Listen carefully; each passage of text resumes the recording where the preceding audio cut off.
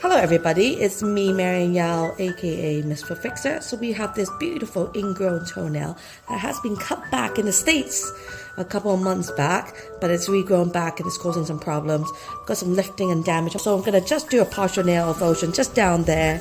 So go in. I did a local anesthetic. You can see only on one side.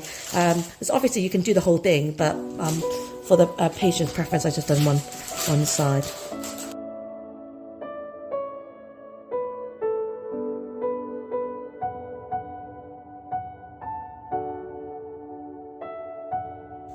Not that useful here.